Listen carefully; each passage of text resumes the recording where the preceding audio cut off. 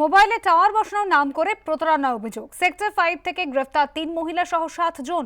পুলিশের দাবি ধৃতরা একটি বেসরকারি মোবাইল পরিষেবা প্রদানকারী সংস্থার নাম ব্যবহার করেই চক্র চালাচ্ছিল। ময়ূক ঠাকুর চক্রবর্তী আমাদের প্রতিনিধি রয়েছেন আমাদের সঙ্গে টেলিফোন লাইনে। ময়ূক, কিভাবে প্রতারণা করতো এই চক্রটি?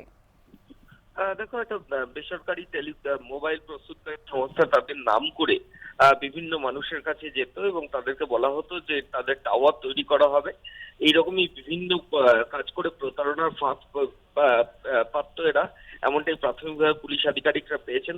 প্রচুর কয়েক লক্ষ টাকা প্রতারণা ইতিমধ্যেই তারা করেছেন এবং তারপরই এই বেসরকারি মোবাইল প্রস্তুতকারী সংস্থার তরফে Bidhannagar commissionerate cyber crime police স্টেশনে সেখানে একটা অভিযোগ দায়ের হয়। সাইবার ক্রাইম উইং তার তদন্ত শুরু করে এবং প্রতারণা, অপরাধমূলক ষড়যন্ত্র সহ একাধিক ধারায় মামলাও রুজু হয় এবং তারপরে দেখা যায় রীতিমতো অফিস খুলেই প্রতারণা চক্র চলছিল এবং সেক্টর 5 সহ সল্টলেকের বিভিন্ন জায়গায় তল্লাশি অভিযান চালিয়ে এই গোটা ঘটনা 7 জনকে অ্যারেস্ট করা হয়েছে, যারা এই প্রতারণা চক্র বেশ কিছুদিন ধরে রান করা ছিল। এমনটাই পুলিশ সূত্রে খবর।